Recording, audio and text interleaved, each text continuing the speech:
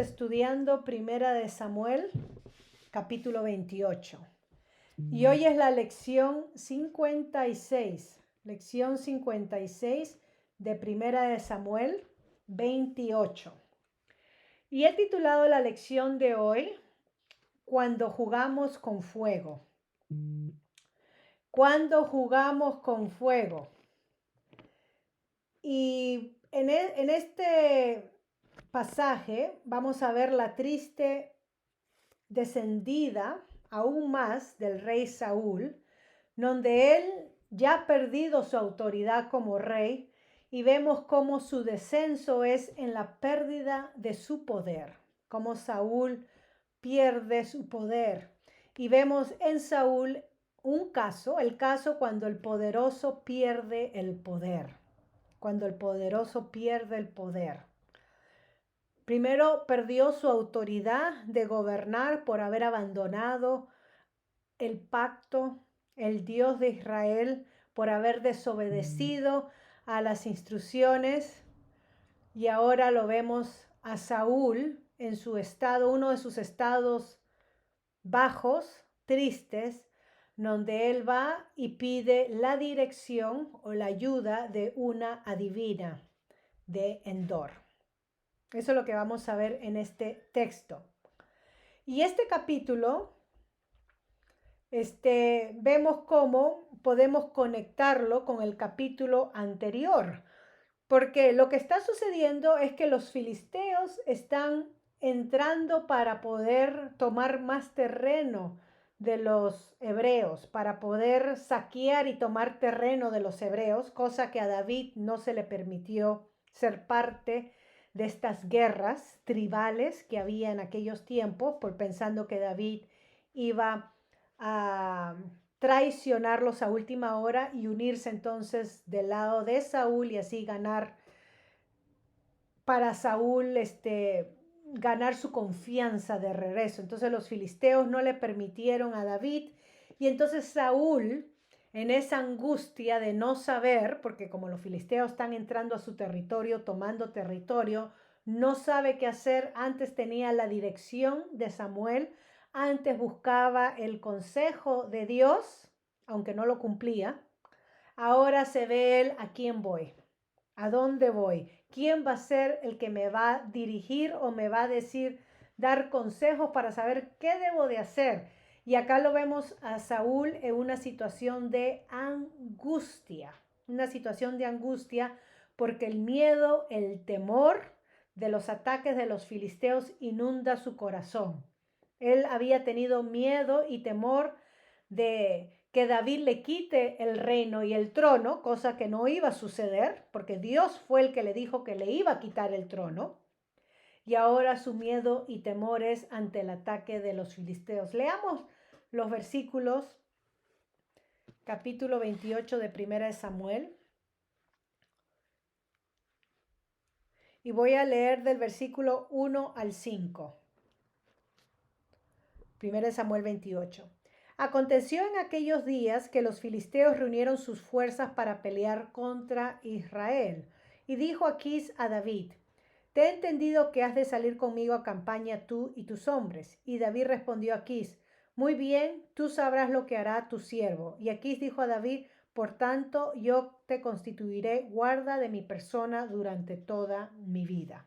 Entonces acá tenemos el escenario previo donde David había vivido año y medio con los filisteos, sirviendo al rey Aquís en sus saqueos, trayendo botín, ¿no? Llenándoles las arcas. Y ahora Aquís va a unirse con los otros reyes filisteos. Habían 5 ciudades, 5 reyes filisteos. Se iba a unir a los otros 4 reyes filisteos para poder ir en guerra contra Israel. Y David entonces su mano derecha. ¿Okay? Esa es la pausa, porque en el próximo capítulo vamos a ver que Dios no le permite a David luchar contra sus propios hermanos. Mientras que esto sucedía, versículo 3.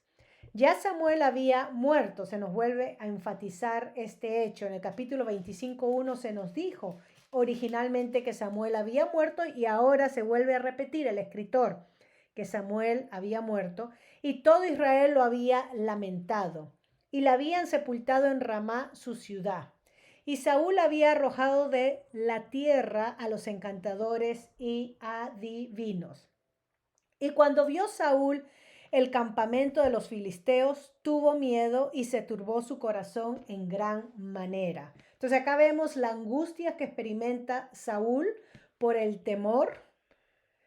Y algo interesante que vemos acá es el vacío espiritual que había dejado la partida de Samuel en Saúl. Aunque Saúl no le hacía caso a Samuel, Samuel dejó un vacío espiritual. Y este es el primer principio que podemos sacar acá, que el vacío espiritual de la persona, en este caso Saúl, se sentía angustiado, con miedo, tenía un vacío espiritual. El vacío espiritual de la persona lo llevó a Saúl a perder su autoridad.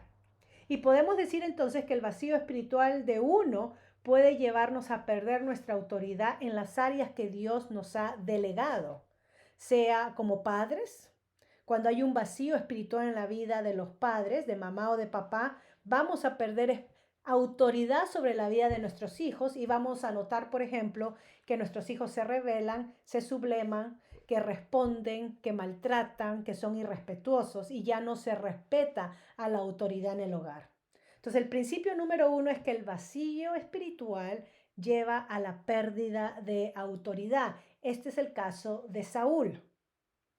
Nos dice que Saúl había hecho algo bueno para su crédito, ¿no? Acá el escritor obviamente no nos va a pintar todo negro de una persona o todo blanco, sino las cosas tal como son.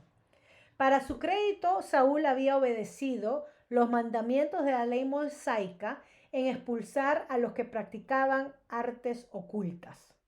¿Okay? Para crédito de Saúl.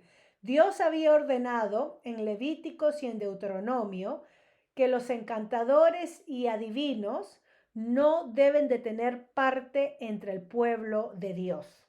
Los encantadores y divinos, todos aquellos que practican el ocultismo o que afirman tener algún contacto con los muertos o seres que partieron o los ancestros, como se diga. No deben de tener parte entre el pueblo de Dios. ¿Dónde está esto? Levíticos capítulo 19, 31. Levíticos 26 y también versículo 27. 26, 27. Esto es en el libro de Levíticos 19, versículo 31, capítulo 26 y 27. Y en Deuteronomio capítulo 18, Deuteronomio 18, versículos 9 al 14. Así que quizás en sus primeros días de gobierno, Saúl, todavía influenciado por el liderazgo de Samuel, decidió expulsar a los encantadores adivinos, brujos, todos aquellos que tenían contacto con prácticas ocultas. ¿Qué cosas para nosotros que hoy en día son comunes y se propagan por las celebridades y quizás se celebran? Son cosas como las cartas del tarot o los signos zodiacos o leer las palmas de la mano o el juego de la Ouija que se puede encontrar en tiendas comerciales como Walmart. Todas estas prácticas son intentos modernos de espiritismo y ocultismo y el creyente no debe de tener parte en esto. Si nosotros queremos saber qué va a suceder, oramos. Le pedimos dirección y luz a Dios. Le pedimos confirmación para que el Señor confirme nuestros pasos. O le pedimos al Señor, cierra la puerta. Quítame esta ansiedad. Tráeme tranquilidad a mi alma. El creyente depende de la dirección de su Padre Celestial para saber cómo dirigir su vida. La palabra de Dios es la brújula que nos ayuda a saber para dónde ir y tomar decisiones de acuerdo a la voluntad de Dios y no las prácticas ocultas. Por más entretenidas, divertidas e inocentes que parezcan, esto no le agrada a Dios. Y en eso podemos poner un punto final. Esto es algo que Dios no le agrada. Así que Esta era una nota buena en el caso de Saúl. Se nos dice que los filisteos se juntaron en un lugar en Sunén y era un ataque agresivo que iban a hacer contra Saúl e Israel. Sunén está en el valle de Jezreel, que es a 20 millas al norte de Efec, que es la ciudad más al norte de los filisteos. ¿Por qué digo esto? El hecho que los filisteos hubieran penetrado tan lejos, tan al norte, nos da una indicación sobre su dominio sobre el reino de Saúl y su intención de avanzar más allá hasta el Jordán. Ya ellos estaban ganando terreno. Por eso que el escritor nos está diciendo en Sunén, en el Valle de Jezreel, ya estaban avanzando, conquistando terreno porque iban con todas para atacar a Saúl y a Israel. Y es por eso que Saúl tuvo miedo. ¿Okay?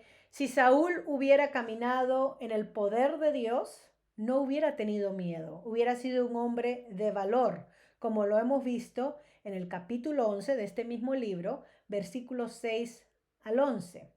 Pero Saúl comenzó a perder su valor cuando el Espíritu de Dios se apartó de él, que también nos dice el capítulo 16, versículo 14. Y ahora, después de la muerte de Samuel, su valor del rey parece haber desaparecido por completo. Así que el creyente no teme porque Dios es quien lo fortalece en su espíritu. El creyente es capaz de enfrentarse ante la misma muerte cuando es energizado con el poder del espíritu. Que el Señor da este poder sobrecapaz que no tiene lógica para poder enfrentarnos con valor a lo que se viene. Y en vez de estar atarantados, preocupados, angustiados, ansiosos, el creyente descansa y duerme en medio de la tormenta, así como descansaba nuestro Señor Jesucristo cuando se precipitó aquella tormenta en medio del mar de Galilea. Y los discípulos desesperados lo despertaron diciendo: Señor, ¿no te importa que perezcamos? Ayúdanos. El creyente puede dormir en el espíritu, así tranquilo, cuando está pasando la tormenta alrededor. Saúl se estaba hundiendo. Saúl estaba desesperado en angustia. Y lo más triste de esto es que Dios no quiso hablar con él. Nos dice el versículo 6, y consultó Saúl a Jehová, pero Jehová no le respondió ni por sueños, ni por Urim, ni por profetas. Muy tarde, Saúl, ¿qué te pasó? ¿Por qué esperaste hasta el final?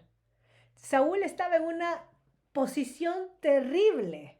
Los filisteos amenazaban y ahora Saúl decae y va a Dios para pedir dirección, pero Dios le responde con silencio. Por lo menos en sueños, Señor, dime algo en sueños. Saúl no recibió sueños de parte de Dios. Y nos dice entonces el escritor que Jehová no le respondió. Estas son palabras duras y tristes y ásperas. Si nos ponemos a meditar y a reflexionar en que Dios no le respondió, eso es un silencio que mata. El silencio, este silencio demuestra que Dios no siempre va a responder a cualquiera que lo busque. Si venimos rechazándolo, si venimos menospreciando su palabra o menospreciando a aquellos con quien comparten su palabra, no esperamos que cuando estemos en las últimas, una oración rapidita al cielo va a hacer que Dios nos diga: oh sí, ahora sí te voy a ayudar. Muchas veces Dios responde no respondiendo, en silencio. ¿Okay? Y cuando Dios está en silencio, como en el caso de Saúl, es porque Saúl estaba experimentando juicio de parte de Dios. Saúl estaba experimentando juicio porque él había rechazado y seguía rechazando la voluntad de Dios que Dios le había revelado anteriormente. ¿Cómo sabemos que Saúl había rechazado? Porque ya hemos visto que Saúl se levanta a perseguir a David, a matarlo, cuando Dios había ungido a David, cuando la voluntad de Dios era que David iba a ser el sucesor del reino de Saúl. Su hijo Jonatán lo reconoce, las mujeres y los filisteos lo reconocen, pero Saúl no lo reconoce. Saúl no aceptaba la voluntad de Dios, peleaba contra la voluntad de Dios. Y esto lo vemos como en el capítulo 24, versículo 16-20 y capítulo 26, versículo 21. Así que Saúl había desechado lo que era la voluntad de Dios respecto a este asunto. Si queremos que Dios nos guíe, debemos seguir la guía que ya hemos recibido de Él. Si queremos que Dios nos dirija, debemos de seguir la luz y la dirección que Él ya nos ha dejado y no pretender en vivir en desobediencia en el ahora y cuando esté en apuros buscar entonces la dirección de Dios, que es el caso de Saúl. ¿Qué hace Saúl? Saúl dice, busca una adivina. Versículos 7-8. Entonces Saúl dijo a sus criados, buscadme una mujer que tenga espíritu de adivinación para que yo vaya a ella y por medio de ella pregunte. Y sus criados le respondieron, he aquí hay una mujer en Endor que tiene espíritu de adivinación. Y se disfrazó Saúl y se puso otros vestidos y se fue con 2 hombres y vinieron a aquella mujer de noche. Y él dijo, yo te ruego que me adivines por el espíritu de adivinación y me hagas subir a quien yo te dijere. Ok, no era sencillo encontrar a un adivino en medio de la tierra de Israel, dado que han sido expulsados, como nos dice el escritor. Pero entonces había una en la ciudad de Endor, conocida como la hechicera de Endor, o adivina o nigromante, alguien que hace contacto con los muertos. La palabra hebrea, en este caso, para espíritu de adivinación, lleva la idea de hablar con un sonido extraño y hueco, como que si uno sintonizara con una persona muerta y esa persona hablara a través de uno. Así que es un sonido que realiza la lengua en beneficio de un muerto. Endor estaba a una distancia corta donde estaban los filisteos. Así que Saúl se está metiendo en la boca del lobo, no solamente yendo donde la adivina, pero yendo cerca del terreno donde estaban las fuerzas filisteas listas para atacar. Se dice que estaba Endor a 4 millas al noreste de Sunem. Así que 4 millas donde acampaban los filisteos. Allá fue Saúl. Y se disfrazó.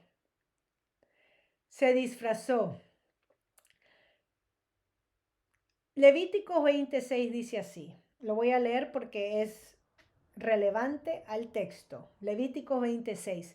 La persona que atendiera a encantadores o adivinos para prostituirse tras ellos, yo pondré mi rostro contra la tal persona y la cortaré de entre su pueblo. Así que cuando Saúl busca a la adivina, lo que está haciendo es traer maldición sobre sí. Maldición. La cortaré, dice la palabra de Dios, o sea, será eliminada. Saúl le pide a la adivina, estaba disfrazado, como que si Dios no puede ver detrás del disfraz. El engaño era para Saúl mismo, él mismo se estaba engañando, haciendo papel de necio. Saúl, cuando le pide a la adivina que le comunicara con el fallecido profeta Samuel para saber lo que Dios podía decir. Miren hasta cuánto va Saúl para buscar la voluntad de Dios a través de una adivina que él mismo había expulsado de la tierra siguiendo la ley de Dios. Y esto nos muestra entonces lo profundo que Saúl había caído. Saúl se había alejado de Dios.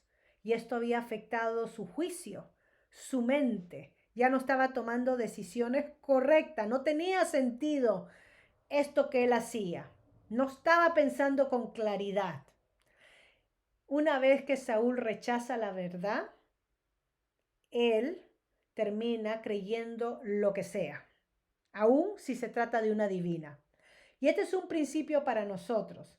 Una vez que una persona rechaza la verdad, si nosotros rechazamos la verdad de Dios, es fácil caer en cualquier engaño. Si no creemos a la verdad, creeremos a la mentira.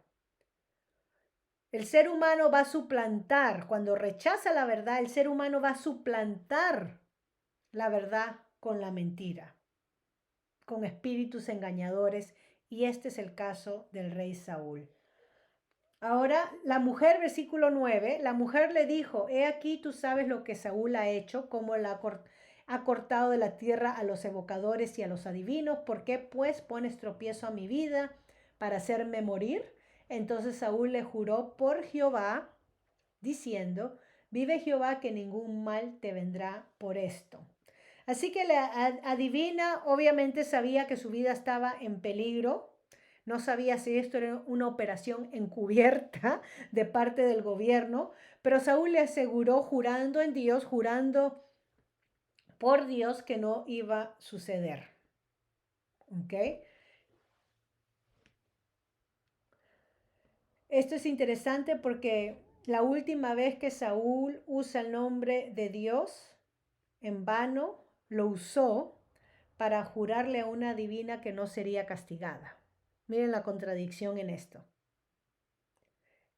Esta va a ser la última vez que Saúl usa el nombre de Dios. Y decimos en vano porque lo usó para garantizarle a una divina que no sería castigada, cosa que iba contrario a la ley de Dios, como ya leí el pasaje.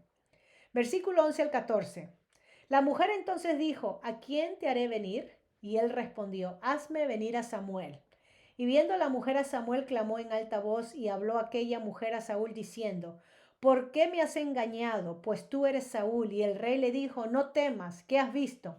Y la mujer respondió a Saúl, he visto a dioses que suben de la tierra. Él le dijo, ¿cuál es su forma? Y ella respondió, un hombre anciano viene cubierto de un manto. Saúl entonces entendió que era Samuel y humillando el rostro a tierra hizo gran reverencia. Así que acá la petición es que Saúl quería ver a Samuel y la pregunta es ¿por qué? ¿Por qué Saúl quería ver a Samuel? Samuel lo había reprendido fuertemente en el capítulo 15, versículo 22 al 29. No sabemos, pero Samuel fue, aparte de profeta, sacerdote, Samuel fue una guía y mentor para Saúl, como nos dice el capítulo 9, 25 al 26. Así que en medio de su pecado, en medio de su angustia, temor, depresión e influencia demoníaca, por ponerse bajo el conjuro de la adivina, Saúl olvidó que Samuel le había dicho acerca de su pecado. Samuel fue su adversario porque le dijo acerca de su pecado. ¿Dónde está esto? Capítulo 13, versículos 13 al 14 y capítulo 15, el evento de Amalek. Capítulo 15, versículo 22 al 29. ¿Ok?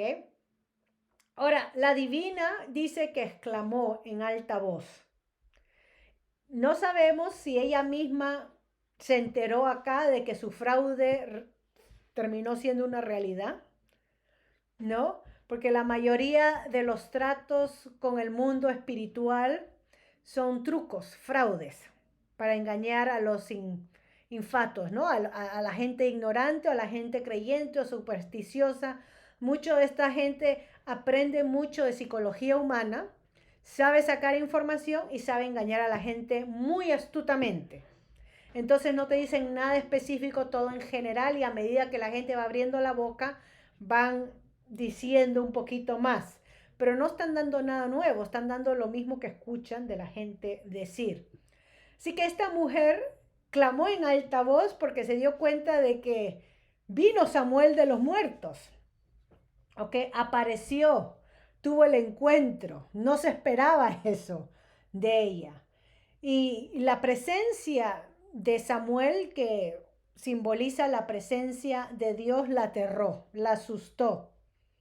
¿Okay? Esto fue un evento extraordinario para ella y fuera de control. Y ahí donde la mujer se entera, se da cuenta que era Saúl el que estaba disfrazado delante de ella. ¿Okay? Tenía miedo entonces la mujer. No sabemos cómo se enteró, quizás fue algo que dijo Samuel, o se le cayó la barba a Saúl, o algo, se le regó el maquillaje o la túnica, pero la mujer se dio cuenta de que era Saúl y ahora entonces le declara la mujer lo que ve a Saúl. Dice que ha visto dioses que suben sobre la tierra. Esa palabra dioses es la palabra Elohim. Literalmente significa dioses. Esa palabra se aplica para el Dios único, pero está en forma plural. ¿Ok? Y nosotros creemos como creyentes, la forma plural indica la verdad acerca de la Trinidad y la grandeza de Dios. Este es un tema aparte, pero la palabra para Dios es Elohim y está en plural. Del mismo modo como tenemos oraciones en el Génesis con la creación del ser humano, cuando Dios dice hagamos al hombre, usa la manera plural. Es el Elohim. Y nosotros creemos que esto habla del trino Dios. ¿Ok? Entonces ella llama, la divina llama a Samuel un Elohim, porque es una aparición del más allá y tiene que ser alguien como Dios. Es la manera pagana como ella lo concibe. El texto, el escritor nos dice que no era Dios, no era Elohim, era Samuel, pero era como esta mujer pagana lo llama. Recuerden cuando Nabucodonosor echó a los amigos de Daniel en el horno de fuego, allá en el capítulo 3, si no me equivoco, de Daniel. Y cuando ven a uno entre los tres caminando, no fueron consumidos por la llama, pero vio a uno caminando. Y Nabucodonosor dice, ese parece como hijo de los dioses. Y era la manera pagana como la gente que no tenía la verdad de Dios, la verdad revelada, pensaba sobre estos seres espirituales, ¿no? Que son dioses, tiene que ser un dios. Era como la mujer lo acentuaba, igual que el rey. Entonces, regresando a Samuel, estamos en el capítulo 28, Saúl entendió cuando le describe a quien ve que era Samuel. Saúl sabía, ¿ok? Sabía que era Samuel. Y se nos dice por qué, porque se describe. Tenía un manto. Tenía un manto. Era un anciano. Entonces Saúl dijo, ese es Samuel. Ahora acá tenemos un cuarto principio. Cuarto principio. Y es este. Cuando cerramos nuestros oídos a Dios, cuando cerramos nuestros oídos a Dios, Él encontrará maneras inusuales y tal vez incómodas de hablarnos. Cuando cerramos nuestros oídos a Dios, Él encontrará maneras inusuales y tal vez incómodas de hablarnos. Dios permitió esta extraña aparición de Samuel y vemos dos cosas que se confirman en esta extraña aparición de Samuel, porque Dios lo permite. Vemos la confirmación del juicio que viene sobre el rey Saúl. ¿Okay? De una manera dramática, Dios le dice que viene juicio sobre él. Y lo otro, de una manera misericordiosa, especial de Dios, le advierte a Saúl que su muerte es eminente, que va a morir. De acá a 24 horas él va a estar muerto.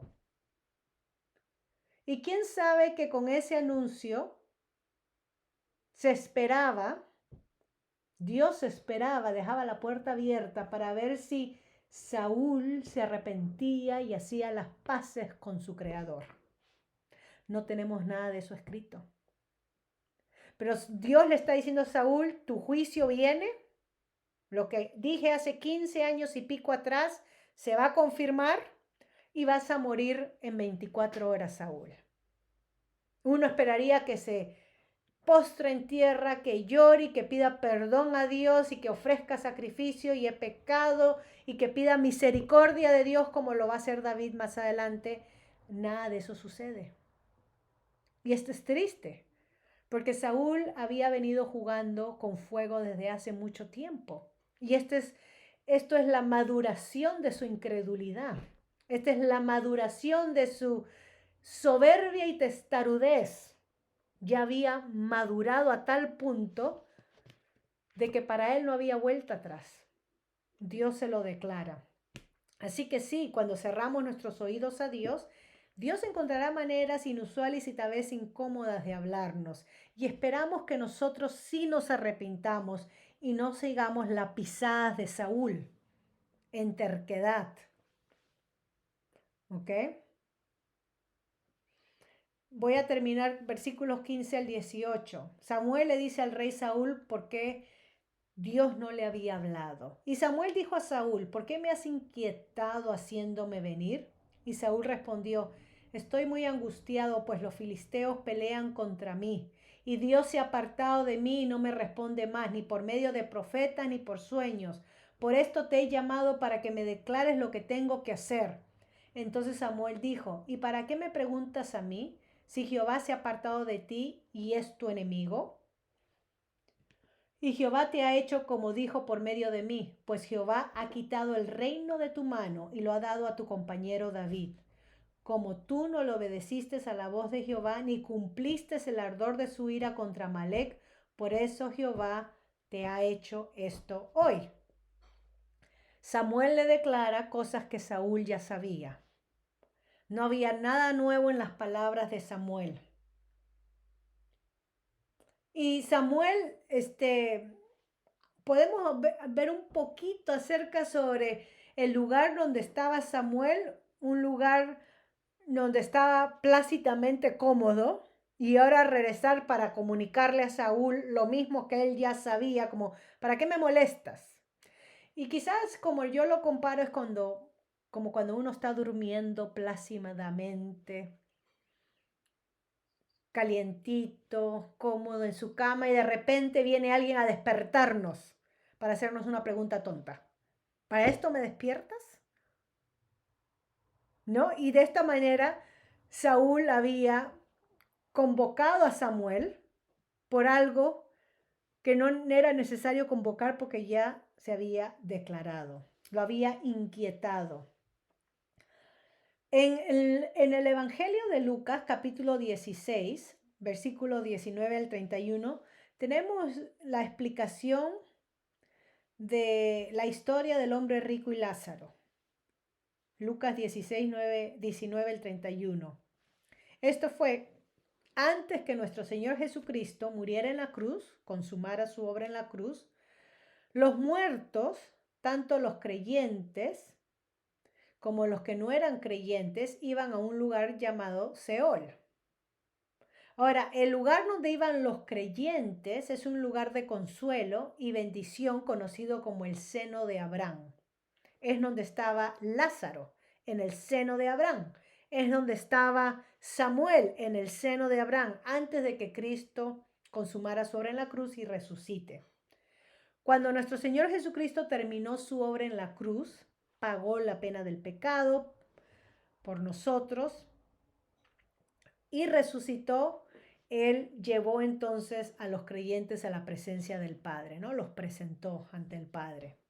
Entonces nosotros, cuando morimos en Cristo, vamos directamente con Dios. Ya no vamos a ese lugar a esperar, porque la obra de Cristo ya ha sido completa.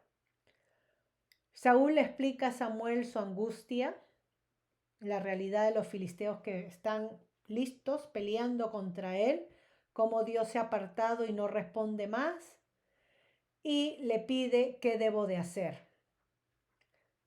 Principio número 5. Dios no se aparta de la persona hasta que la persona se aparte de él. Nos apartamos cuando pecamos, cuando desobedecemos. Cuando nos rebelamos es como nos apartamos de Dios, entonces ahí Dios se aparta de nosotros. Y como Dios es justo, Dios está en contra de esta persona. Dios es santo, Dios está en contra de esta persona. Así que nosotros abandonamos al Padre, abandonamos a nuestro Creador después de haber recibido su luz, que no deberíamos de hacerlo, o su palabra, en vez de arrepentirnos, confesar y regresar a Él. Si seguimos en ese camino de menosprecio y desechar la verdad de Dios, entonces Dios se va a apartar de nosotros, nos va a dejar a nuestra voluntad, donde vamos a terminar perdiéndonos como Saúl. ¿Qué tengo que hacer?, pregunta Saúl. Y Samuel le responde: ¿para qué me preguntas si Dios ya se ha apartado de ti? Dios ya se ha apartado de ti. Y le volvió a decir. Ahora, ya para terminar, el mensaje de Dios a Saúl es inquietante realmente.